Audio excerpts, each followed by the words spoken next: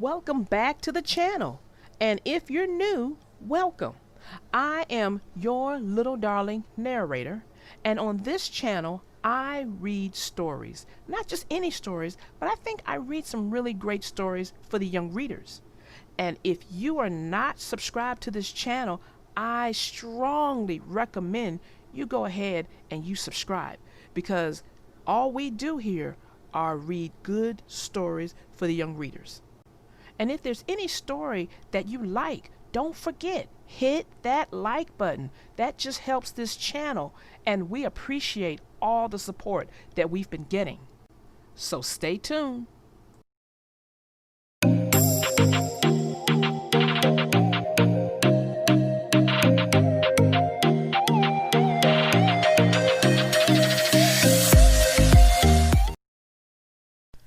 The name of this story is called The Bernstein Bears and the Trouble with Friends by Stan and Jan Bernstein. Sister and brother Bear, who lived with their mama and papa in the big tree house down a sunny dirt road deep in bear country, were not only sister and brother, they were playmates, and they got along pretty well most of the time.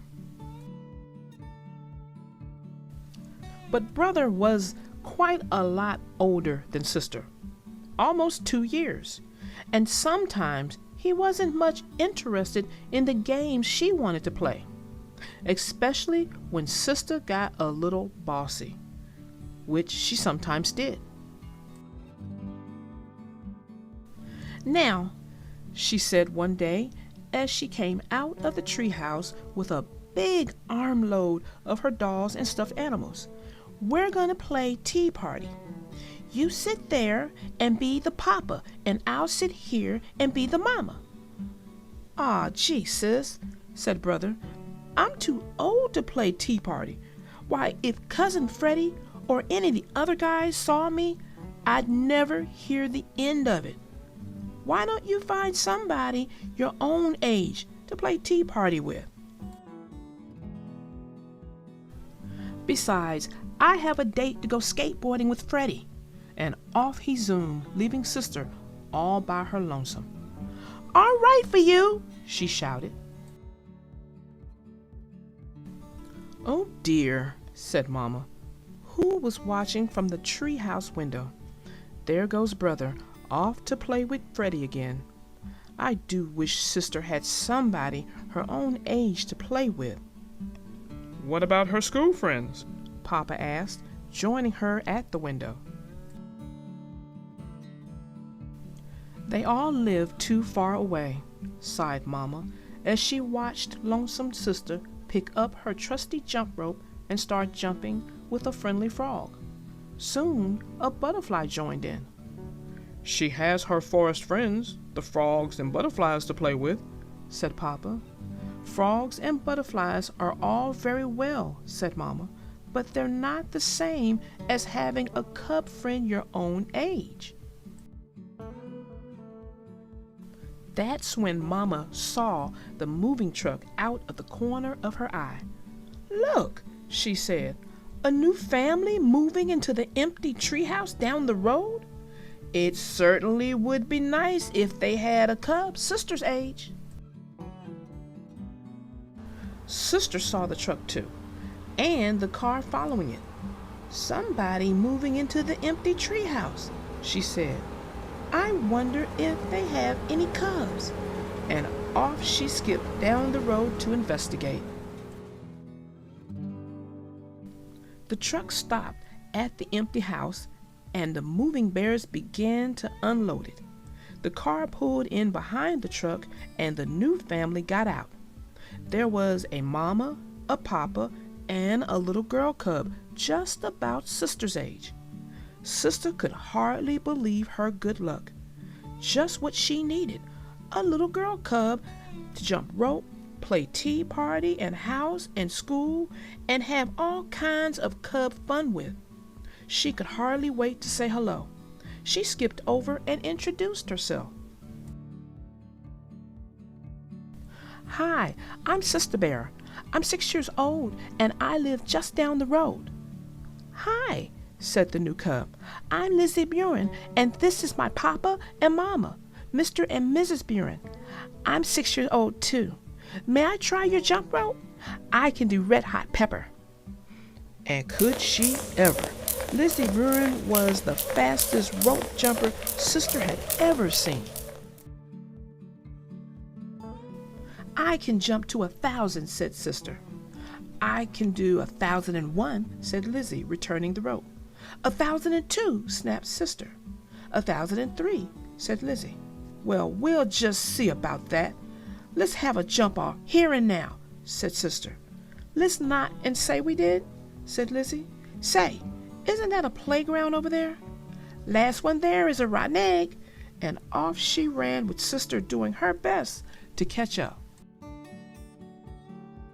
Well, said Mama, who had been watching from the window, the new cub certainly is a lively little thing. She may be just what Sister needs. Sister and Lizzy had quite an afternoon. They climbed to the top of the jungle gym, rode the seesaw, and pushed each other on the swings. They played tag, laughed and giggled, rode down a grassy bank, and picked wild flowers for their mamas. Why, thank you, Sister. How lovely, said Mama, putting her wild flowers in water. Well, what's your new friend like? Her name is Lizzy. She's 6 years old. She's an only cub, and, Sister said, she's a little bossy. Oh, said Mama. Well, you certainly seem to be having fun. Oh, yes, said Sister. I had a lot of fun. A little bossy and a little braggy. The next morning, bright and early, the phone rang. It was Sister's new friend, Lizzy. Want to come over and play school? Asked Lizzy. Okay, said Sister. Bring some of your dolls and stuffed animals, added Lizzy, because mine aren't unpacked yet. So Sister gathered up some of her favorite dolls and stuffed animals and headed for the treehouse down the road. Come on in here, called Lizzy from the garage. My mom and papa are still fixing up and putting away, so we're going to play in here. Who did you bring? My best doll and stuffed animals, said Sister. And this is my special teddy that I've slept with every night since I was a baby.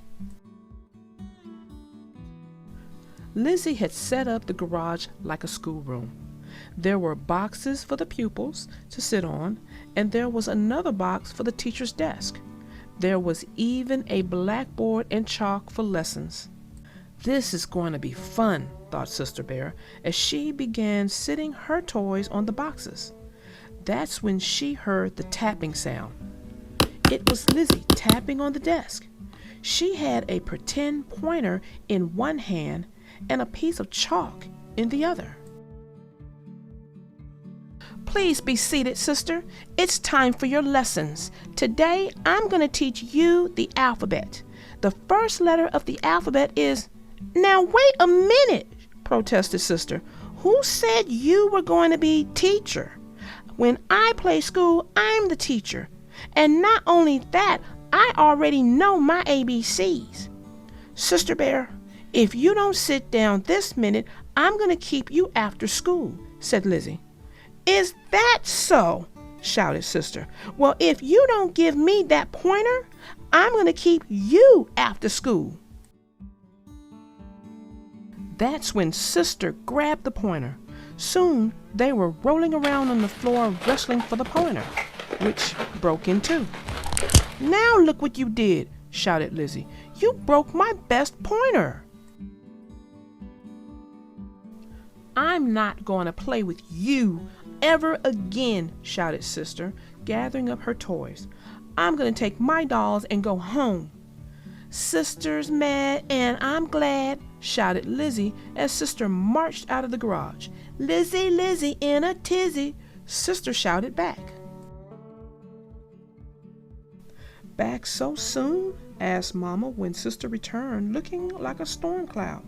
I'm never going to play with that Lizzy Buren again, shouted Sister. She's much too braggy and bossy. I don't need her to play school or anything else. It's much better playing by yourself. When you play by yourself, you can do what you want when you want without having to worry about that Lizzy Buren. That's true, said Mama in a quiet voice. Of course, there are some things you really can't do very well by yourself. Like what? Asked Sister. You'd have a pretty hard time pushing yourself on a swing, said Mama. And I'd like to see you ride a seesaw by yourself. Most games like hopscotch and jacks take at least two to play. And it certainly is nice to have someone to laugh and giggle with. Maybe so, said Sister, but Lizzy is much too braggy and bossy. Why does she have to be the teacher when we play school?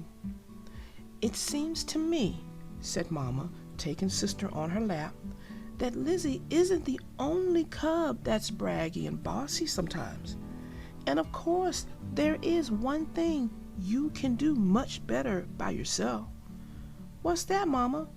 Be lonesome, said Mama quietly. And that's when somebody knocked on the door. It was Lizzy, and she was carrying Sister's teddy. When Sister took all her dolls and went home, she forgot her teddy, she said. And well, I knew it was her special favorite that she slept with since she was a baby, and I thought she might miss it. Why, thank you, Lizzy, said Mama. That was very thoughtful of you. Thank you very much, said Sister, hugging her teddy. And you can be teacher if you want to, said Lizzy. Or, said Sister, we can take turns being teacher. Terrific, said Lizzy. Great, said Sister, gathering up her doll and stuffed animals again. Last one to your garage is a rotten egg. And off she scooted, laughing and giggling, with Lizzy scampering after her. Well, that ends our story. I hope you enjoyed it. As always, we have great takeaways, and I'm not going to get into all of them because that would take so much time. So I'm going to only kind of go on one. Did you notice that Sister was just really bothered by Lizzy being braggy and bossy? But did you also notice that was the same thing her brother was a little annoyed with her about, being bossy and braggy? Now, I don't know if you are aware, but in science, they say when it comes to magnets that, like kind of repels, opposites attract. Well, that kind of works when it comes to friendship, relationships kind of thing. When you know that you and someone else share some of the same traits, and you may be annoyed by a friend or someone like that, you have to ask yourself, am I annoyed because, hey, is somebody annoyed with me because of the same thing? And if that's the case, you can correct it yourself. Correct yourself, and it'll probably work out with the person that offends you or just kind of bothers you with the same trait that you're having to deal with, or others are having to deal with when it comes to you. Now, here's a really good tip. You ready? If you have a friend or somebody and there's something that you both really like to do, if you just take turns doing them, you all can work out, those little problems that someone's being bossy or braggy or things like that. So until next time, my young readers, I am your little darling narrator. Out.